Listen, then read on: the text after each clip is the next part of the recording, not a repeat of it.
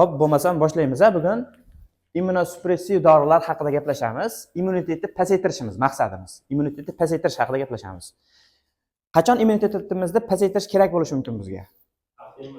Autoimmun kasallik, yanachi? Transplantatsiyada. Bo'ldi. Har qanaqa autoimmun kasallikni davolamoqchi bo'lsak yoki transplantatsiya jarayonlarida biz qaysi dorilarni ishlatar ekanmiz. Bugun sizlarga tushuntirib qo'yishim muammo emas, oson tushunib olaverasizlar, lekin yodlaydigan narsalaring ko'proq. Shunaqa. Shu moddalar haqida gaplashamiz. Bu dorilarda umumiy общий ta'sir mexanizmi qanaqa? Misol uchun ayrimlari immun hujayralarimizni faoliyatini pasaytiradi. Bizda har xil immun hujayralarimiz bor. T limfosit, B limfosit, makrofag, neutrofil, juda ham ko'p immun hujayralarimiz bor. Shularning funksiyasini pasaytirishi mumkin. Yoki bo'lmasam yana bitta xususiyati bor, immunitetni pasaytirishda yo'li bor. DNKlarimda hosil bo'lishini to'xtatish. Men qaysidir bitta tabletkani ichaman yoki qaysidir dorini qabul qilaman. Qabul qilgandan keyin ana shu dorilar общий hamma hujayralarımdagi DNK hosil bo'lishini ingibirlab qo'yadi. Ya'ni qanaqa qiladi? Bizning DNKmiz adenin, guanin, sitozin, timindan iborat. Shular hosil bo'lish jarayonini to'xtatib qo'yadi. Natijada DNK hosil bo'lishini to'xtaydi. Endi sizlarga savol, DNK hosil bo'lishini hamma hujayralarida to'xtatib qo'yapti. Qaysi hujayralar ko'proq talofat chekadi bundan? Qaysi hujayralar ko'proq talofat chekadi? Hammaga qirg'in keldi, DNK hosil bo'lish to'xtayapti. Qaysi hujayralarimiz ko'proq qiynaladi? Klinik fikrlar zo'r ekan, mashq qildi, yaxshi. Tez bo'linib ko'payadigan hujayralar ko'proq talofat ko'radi. O'sha tez bo'linib ko'payadi, to'g'ri. Xullas, nimaga desa, chunki ular tez bo'linib ko'paysa, tez DNK hosil qilishga majbur. Qayta-qayta DNK hosil qilishga majbur. DNK hosil qilish jarayoni buzilgan-ku. Shuni hisobiga. Endi qaranglar, immunosupressiv holatdan tashqari men DNKni hosil bo'lishini bloklaydigan dorilarda immunitetni pasaytirishdan tashqari yana nimada ishlasam bo'ladi? Autoimmun kasallikdan boshqa, buyrak transplantatsiyasidan boshqa DNKga ta'sir ko'rsatadigan dorilarni yana qachon ishlatsam bo'ladi? Ximioterapiyada, ya'ni o'sma onkologiyada. Meni ichimga qanaqadir tez bo'linib ko'payadigan o'sma to'qimasi paydo bo'lib qoldimi? Men uni DNKsini hosil bo'lishini bloklab qo'ysam, to'g'ri, qolgan hujayralarımda ham DNK hosil bo'lishi kamayadi. Buniki tezroq kamayadi. Onkologiyasi bor insonlar ximioterapiya olayotganda hech ko'rganmisizlar klinikasini? Soch to'kilib ketadi, lablari jara bo'lib ketadi, terilari chaqa bo'lib ketadi, ichaklari chaqa bo'lib diareya bo'ladi. Nimaga desa, chunki qolgan a'zolari ham ishdan chiqyapti. Lekin immun hujayralar, o'sma hujayralari ham ko'proq talofat ko'ryapti. Tushundilarmi? Shunaqa, shu dorilar haqida gaplashamiz bugun. Demak, 3 ta dona dori bor xolos. DNK sintezini to'xtatadigan. Aslida 20 taga yaqin dori bor. Hammasini bermayapti sizlarga. 3 tasini yodlab olsalaring bo'ldi. Mana bu rasmga qarasalaring, biokimyodan sizlar o'tgansizlar, imtihon topshirib, yodlab tashlagan bo'lishlaring kerak bu narsani. DNK sintezi ko'rsatib qo'yilgan. Ya'ni purinlar sintezi va pirimidinlar sintezi. Ya'ni timin, sitozin, adenin, guanin sintezi ko'rsatib qo'yilgan. Mana 0 mahsulotlardan, karbonatangid, glutamat, ribozalardan oxiri nukleotidlargacha hosil bo'lish jarayoni bo'lyapti. Endi nukleotidlardan hujayramiz DNK hosil qilaveradi, muammosi yo'q. Buni har xil fermentlari bor. Boshqatdan men sizlarga tushuntirib o'tirmayman. Mana shu jarayondagi har xil fermentlarga ta'sir ko'rsatadigan dorilarim bor ekan. U dorilar nima qilar ekan? Qaysi bitta fermentni bloklab qo'yar ekanda, общий baribir DNK hosil bo'lishini to'xtatib qo'yib turib, shu immun hujayralari ham tez bo'linib ko'payadi-ku. Shularni bo'linishini sekinlashtirib qo'yib immunitetni pasaytirish mumkin ekan. Yoki o'sma hujayrasini davolashda ham ishlatsam bo'lar ekan. Shu dorilar haqida gaplashamiz. 3 ta dori bor xolos. Menga qanaqa qilib aytib berasizlar? Bu dori monoferment ingibirlaydi. Monondan mono hosil bo'lishini to'xtatib beradi deb yodlab bersalaring bo'ldi. Birinchi dorimiz azatiaprin. Uni 6 merkaptopurin prodrogi sifatida qaraladi. Ya'ni azatiaprin qabul qilsam, jigarimga borib turib 6 merkaptopuringa aylanadi. Ikkalasi deyarli bitta dori sifatida qaraladi. Bu dori nima qiladi desa, mana fosforibazil pirofosfatdan inoziton monofosfat hosil bo'lishini bloklaydi. Natijada adenin bilan guanin hosil bo'lmaydi. Oldin o'tgansizlar, muammosi yo'q. Shu jarayonni bloklab qo'yadi. Tushundilarmi? Bu hosil bo'lmasa DNK bo'linishi sekinlashadi. DNK bo'linishi sekinlashsa, hamma tez bo'linadigan hujayralarim, xususan o'sma hujayralarim, immunitet hujayralarim bo'linib ko'paya olmas ekan. Keyingi dorimiz mana shu yerda bitta narsani aytib o'tib ketay. Azatiaprin, merkaptopurinda endi nojo'ya ta'sirlari ham bor. Nojo'ya ta'sirlari mana ko'ngillanish, qayt qilish, leykositlar sonini o'ta kamaytirib yuborishi mumkin. Bu olib qochma nojo'ya ta'sirlar. Bitta holat bor ekan. Qaranglar, menda o'sma bor deylik, onkologiya bor deylik. Azatiaprinni ichyapman.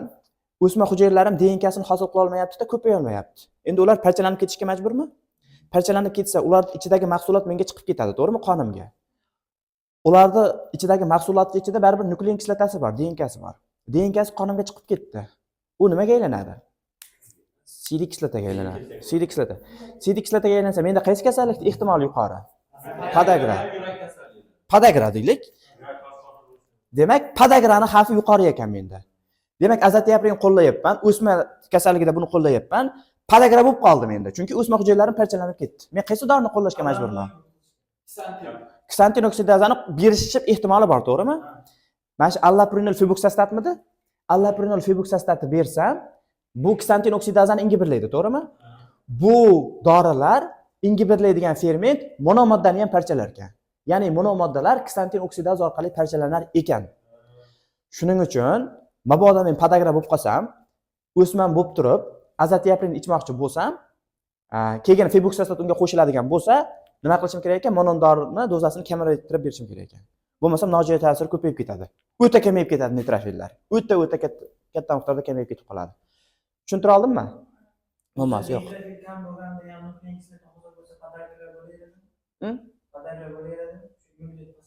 Podagraga hozir bayda sabab o'smani tez parchalanib ketayotganligi bo'lyapti. Shunaqa. DNKni ko'payib ketayotganligi bo'lyapti. Bu holatda tumor lizis sindromi deydi. Nafaqat podagra bo'lib qolishi mumkin. Balkim kaliy chiqib ketadi hujayraning ichidan, kalsiy chiqib ketadi, fosfat chiqib ketadi va ana shuni ham nojo'ya ta'sirlari bo'laveradi. Shunaqa narsa. Keyingi dorimiz mana leflunomid, mikafenilet. Leflunomid, mikafenilet degan dori bo'lyapti. Bu dori nima qiladi desa, mana narsasini ko'rsatib qo'yaman. Leflunomid karbamid fosfatdan orotik asid hosil bo'lishini bloklar ekan deb aytib berasizlarda, menga fermentini ham aytib berasizlar. Degidroaratat, degidrogenaza. Oldin o'tgansizlar bu narsani, qaytadan tushuntirib o'tirmayman. Chunki biokimyoni tushuntirib bo'lmaydi-da. Xuddi uyingizda menga tushuntirib bering desangiz, chiqasiz, o'ngga burilasiz, chapga burilasiz, hech qanaqa mantiq yo'q-ku unda. Buningda ham mantiq yo'q-da. Faqat yodlanadigan narsa. Oradagi fermentlar yetishmovchiligi tufayli kelib chiqadigan kasallikni keyin mantiqiy bog'lab bersa bo'laveradi. Karbamid fosfatdan orotik asid hosil bo'lishini to'xtatar ekan, degidroaratat, degidrogenazani bloklar ekan. Yozib qo'yganman u fermentni ham. Keyingi dorimiz mikafeniletmidi? Mikafenilet inazitol monofosfatdan guanozin monofosfat hosil bo'lishini bloklaydi. Bo'ldi. Bunaqa muammoli narsa emas. Bo'ldi, mana shu xolos. Nojo'ya ta'siri ham, mana shu 3 ta dorini yodlab bersalaring bo'ldi. Endi keyingi guruh dorilarimizga o'tamiz. Bu dorilar endi faqatgina immunitetni pasaytirish maqsadida ishlatiladi. Immunitetni pasaytirish. Men sizlarga bu dorilarda ta'sir mexanizmini tushuntirish uchun sal immunologiyadan ayrim narsalarni aytib o'tishim kerak. Mana qaranglar, mana bu meni bitta immun hujayram deylik. Bu boshliq T hujayra. T hujayra boshliq, bu hujayraga hamma immun hujayralari mikrobni olib kelib turib ko'rsatib beradi. Antigenni prezentatsiya qiluvchi hujayralar. Aytaylik, bu mikrob, bu hujayram o'zini retseptori orqali mana T hujayra retseptori bor. Shu orqali biror bir mikrobni bog'ladi. Bog'lagandan keyin bu o'zidan buyruq chiqaradigan maxsus moddalar ajratadi. U moddalar qaysi? Interleykinlar, interleykin 1, 6, misol uchun 2, TNF, alfa, bir balo moddalar ajratadi. Bu moddalar endi nima qiladi? Boshqa immun hujayralarni stimullaydi. Ya'ni buyruqni bajarishini ta'minlaydi. Qaranglar, endi men immunitetni pasaytirishim uchun nima qilsam bo'lar ekan? Mono retseptor aktivlashgandan keyin ichkarida mana DNKdan RNK hosil bo'lib, keyin monolar hosil bo'lyapti-ku. Men mana shu DNKga ta'sir ko'rsatadigan, ya'ni retseptorga moddaki birikkanligini axborotini beradigan o'rtakash tuzilmalar bor mana shu yerda. O'rtakash, ya'ni retseptorga nimadir bog'landi, uni DNKga borib aytib beradigan o'rtakash tuzilmalar bor. Uni men ilmiy nomda aytadigan bo'lsam, transkripsion faktorlar deyman. Shu transkripsion faktorni bloklab qo'ysam, monomoddalar hosil bo'lmaydimi? Monomoddalar hosil bo'lmasa immunitet pasayadimi? To'g'ri. Bo'pti, mabodo bu moddalar hosil bo'ldi deylik. Bu moddalar ham boshqa hujayralardagi retseptorga ta'sir ko'rsatadi-yu. Misol uchun interleykin 1 retseptori, interleykin 2 retseptoriga ta'sir ko'rsatadi, to'g'rimi? Shuni meni retseptor aktivlashgandan keyin yana men transkripsion faktorni bloklab qo'ysam, bu yerdagi o'rtakashni. Bu hujayra ham aktivlashmaydimi? Shunaqa. Demak, men nimalarni bloklashim mumkin ekan? T hujayrani transkripsion faktorini bloklashim mumkin ekan yoki interleykin orqali aktivlashadigan boshqa xohlagan hujayrani transkripsion faktorini ingiberlashim mumkin ekan. Shu dorilar haqida gaplashamiz. Ya'ni o'rtakashlarni. Mana shu yerda xuddi shu narsani ko'rsatib qo'yganman. Mana T hujayra aktivlashdi, retseptor bor. Mana shu retseptor aktivlashgandan keyin ichkaridagi o'rtakash bor. Kalsineurin deydi uni nomini. Kalsineurin endi DNK ga ta'sir ko'rsatadi. Bilvosita ko'rsatadi-ku, mayli kalsineurin desalangan bo'laveradi. Kalsineurin DNK ga ta'sir ko'rsatadi, keyin DNK dan kerakli interleykinlar hosil bo'ladi. Men kalsineurinni inga birlab qo'ysam, mana retseptor xohlagancha aktivlashmaydimi? Bu yoqda DNK aktivlashmay turaveradimi? Tushunyapsizlar, a? Tushunyapsizlarmi? Muammosi yo'q. Demak, kalsineurin ingibitor bor ekan. Bu dori siklosparin takrorlaymiz. Siklosparinni takrorlaymiz. Siklosparinni takrorlaymiz. Siklosparinni takrorlaymiz deb turib yodlab olganman. Mana birinchi dorimiz siklosparin takrorlaymiz. Shu dori bor. Nojo'ya ta'sirini aytib bersalaring bo'ldi. Misol uchun, bu mana nojo'ya ta'sir bor. Siklosparinni takrorlaymizda nojo'ya ta'sir bor. Ikkita nojo'ya ta'sirini aytib bersalaring bo'ldi menga. Girsuitizm, ya'ni ayollarda tukni chiqib ketishi va gingival giperplaziya. Mana tishda qizillana giperplaziyaga uchrab turib, tishni qoplab olish holati bor. Ana shu. Yana qaysi dorida bo'ladi deb bermay qo'yinglar bu savolni. Fenitoin ham xuddi shunaqa gingival giperplaziyaga sabab bo'lardi. Xo'p, keyingi dorimiz sirolimus degan dori bor.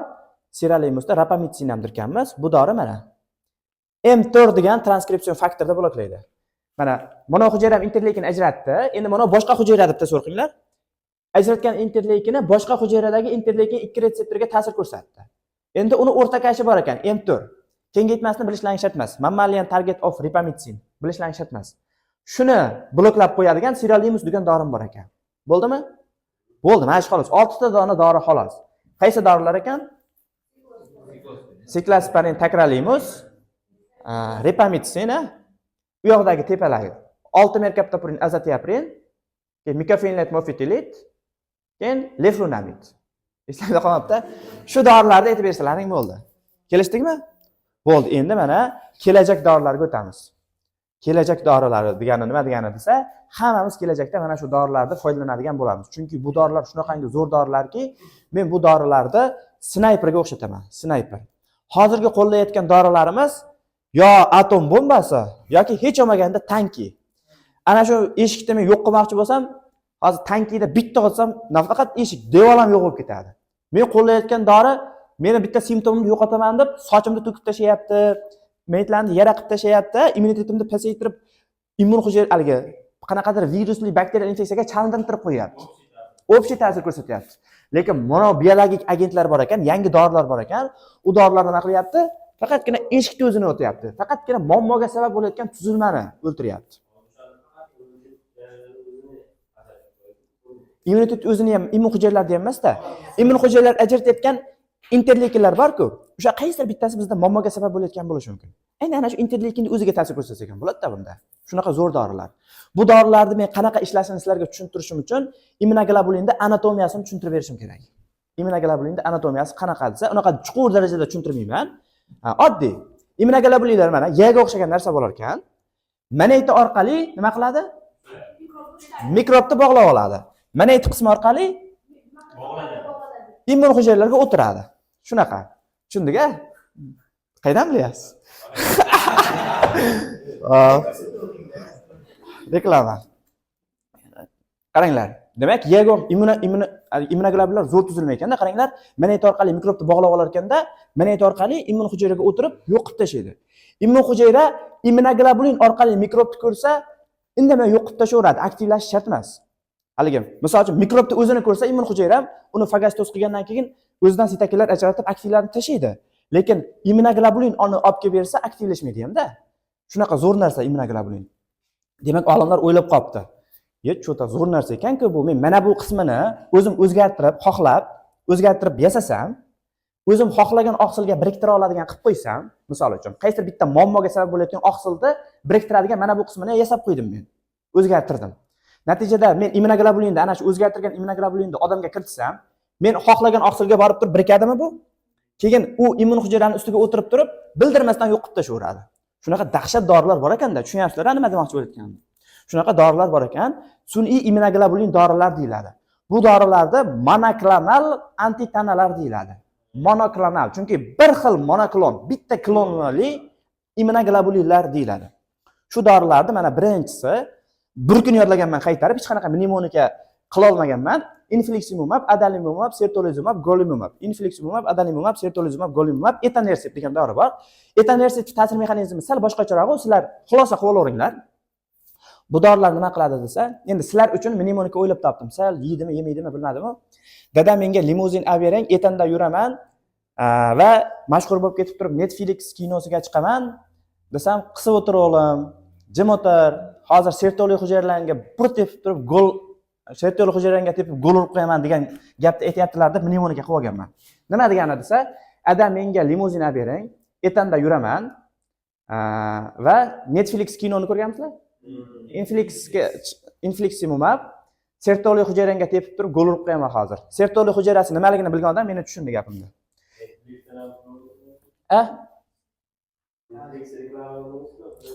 Hop, endi bu dorilar nima qilib beradi? Qaranglar. Bu dori snayper dedim-ku. Snayper bo'lib turib, TNF alfani otib beradi. TNF alfa degan juda ham yallig'lanishda eng kuchli mediatorlardan bittasi hisoblanadi. TNF alfani yo'q qilib beradi. TNF alfani yo'q qilsa, yallig'lanish jarayoni to'xtaydi. Endi bu dorini men sizlarga aniqroq qilib aytib o'tishim kerak. Bitta holatda berib bo'lmaydi buni. Qaysi holatda berib bo'lmaydi deb o'ylaysizlar?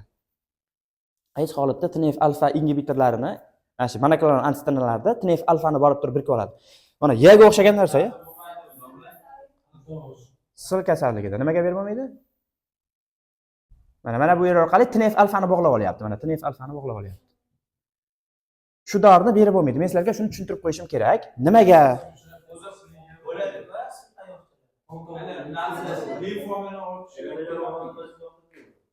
Granulom hosil qilishni to'xtatadi. Shuni aytib beraman. Qaranglar, yaxshilab eshitib turinglar. Aytaylik, mana bu meni makrofagim deylik. Makrofagim. Mana bu meni makrofagim. Makrofag deylik, mana makrofag. Bu biror bir mikrobni yutdi, aytaylik, tuberkulozni yutdi mana. Ichiga tuberkuloz bakteriyasini oldi. Olgandan keyin uni bitta lizosoma degan birikma bilan biriktirib berish kerak. To'g'rimi? Lizosoma bilan ikkalasi birikib bitta vezikula hosil qilish kerak. Buni fagalizosoma deb aytiladi.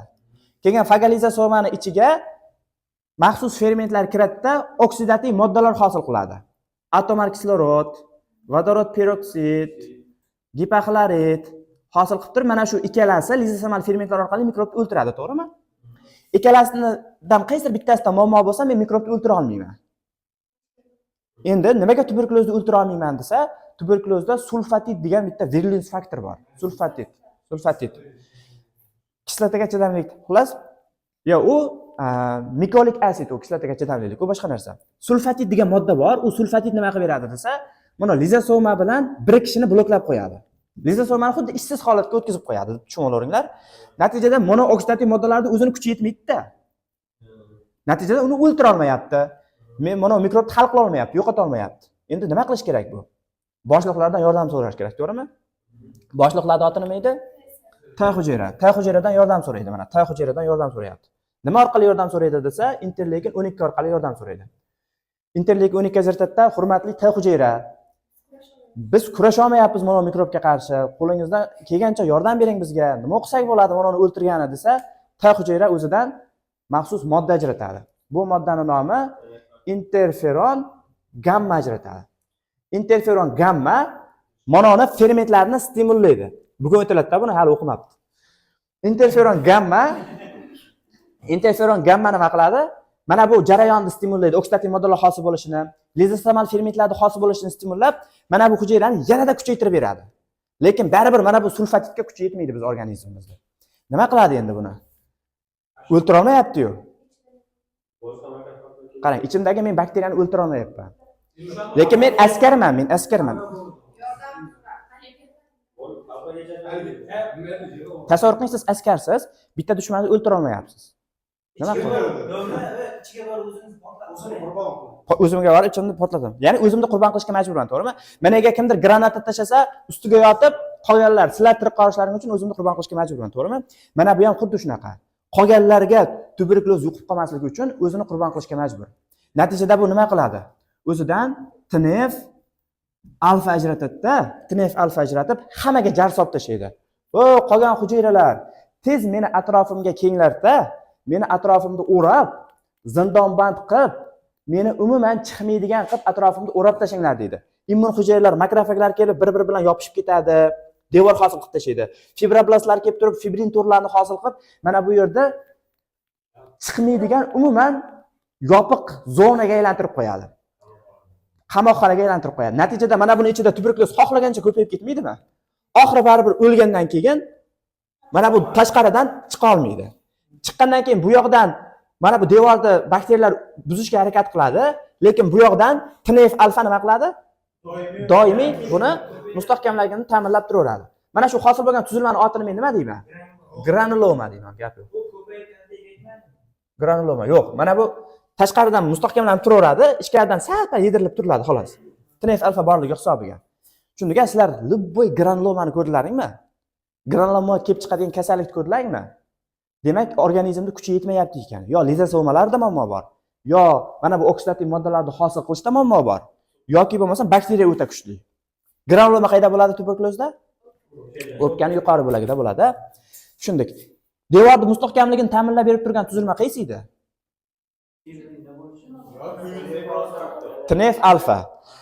Men qovullik qilib turib, tuberkulozligini bor yo'qligini bilmasdan turib, infeksiya muolajalarni berib berdim. Nima bo'ladi? Devor buzilib ketib qoladi, to'g'rimi? Devor buzilib ketib qolsa, tuberkuloz hamma joyga tarqab ketib qoladi.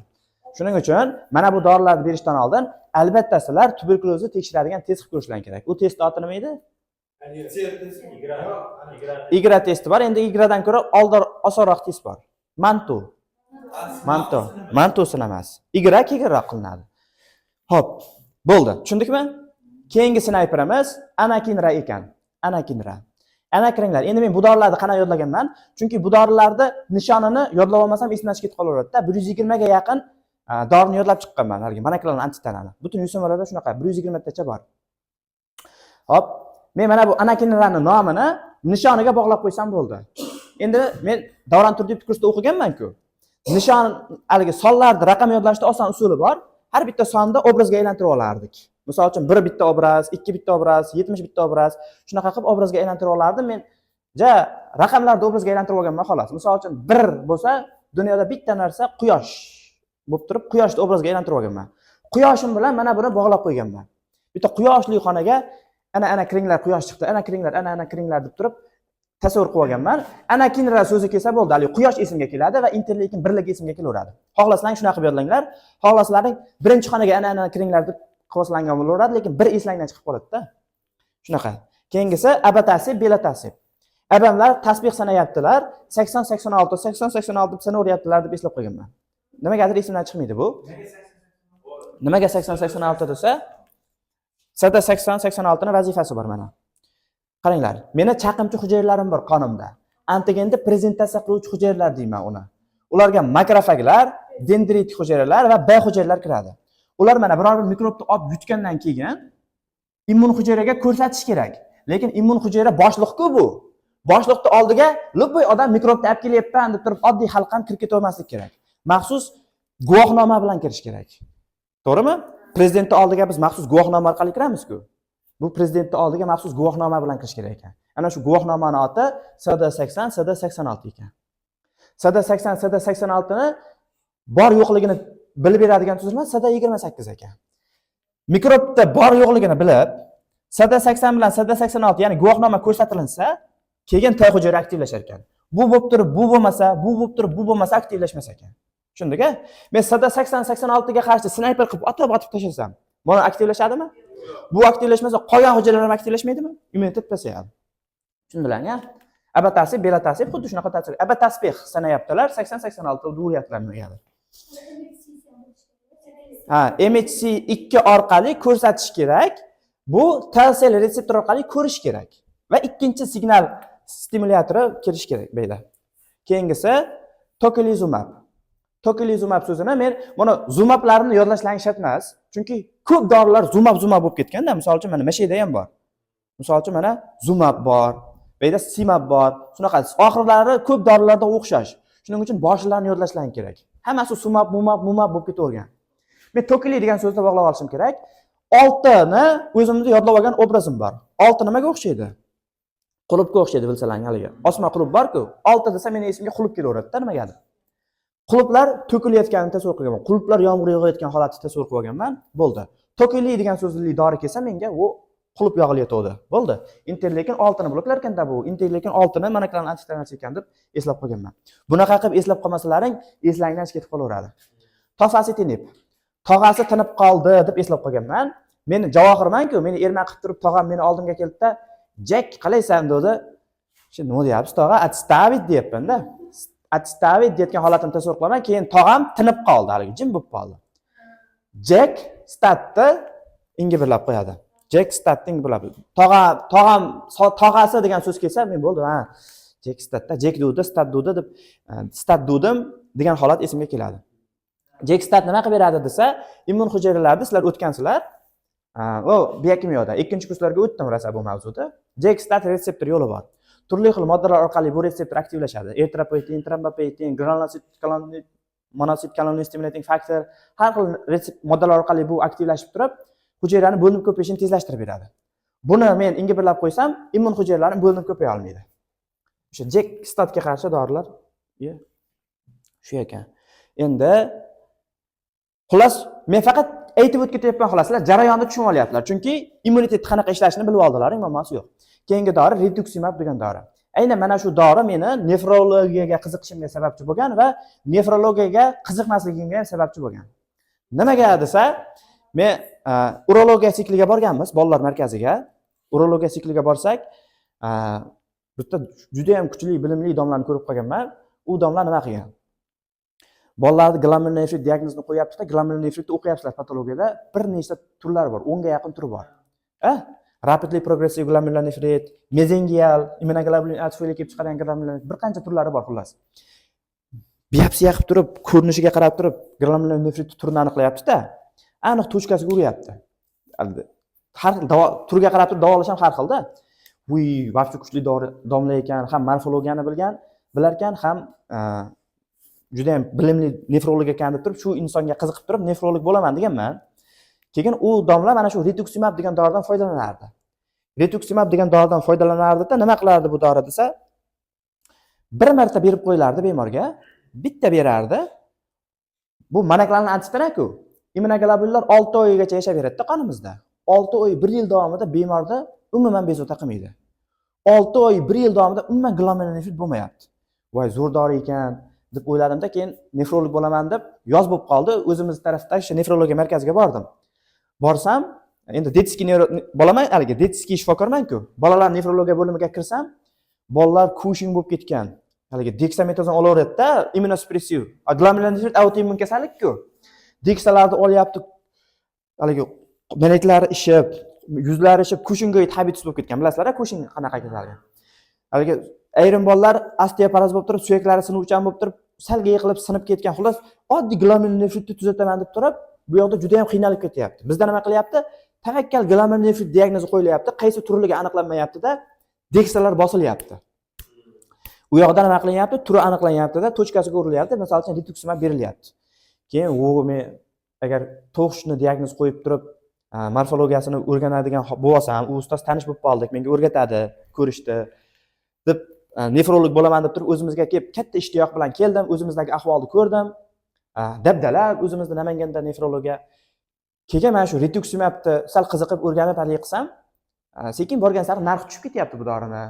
Sekin o'zimizda ham haligi arzonlashib, topsa bo'ladigan doriga aylanib ketyapti-da, glomerulonefritga chalinganlar shu dori orqali tuzalib ketaveryapti. Keyin voy, nonni yarim taqlar ekan bu dori.